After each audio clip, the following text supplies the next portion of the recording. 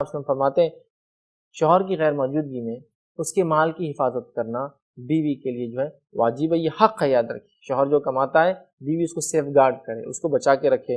آپ صلی اللہ علیہ وسلم فرماتے ہیں، جامع ترمذی کی روایت ہے، ابو امامہ باہلی رضی اللہ عنہ اس حدیث کے راوی فرماتے اور کہتے ہیں، عورت اپنے شوہر کے گھر سے اس کی اجازت کے بغیر کوئی چیز خرچ نہ کرے۔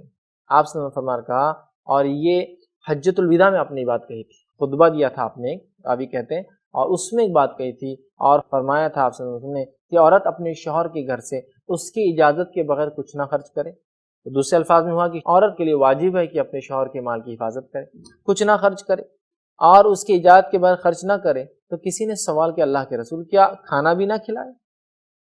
کیا کھانا بھی نہ کھلائے؟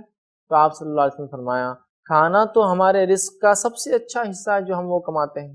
مطلب آپ نے فرمایا، ارشاد فرمایا کہ کھانا، تو آپ نے فرمایا کہا کھانا ہمارے مالوں میں سب سے بہترین مال ہے۔ مطلب یہ ہوا کہ آپ نے فرما رہے ہیں کہ وہ مال کی حفاظت کرے، شوہر کے مال کی حفاظت کرے۔ تب سوال کیا گیا، مال کی حفاظت کرے تو کیا کھانا وہ کھلا سکتی؟ تو کہا کھانا تو اس کے مال کا سب سے بہترین حصہ ہے۔ تو گویا ایک عورت بغیر شوہر کی اجازت کے کسی کو کھانا بھی نہیں کھلا سکتی۔ لیکن اس کا ہرگز معنی یہ نہیں کہ ایک عورت کسی بچے کو کھانا لے کر نہ کھلائے، وہ معنی نہیں۔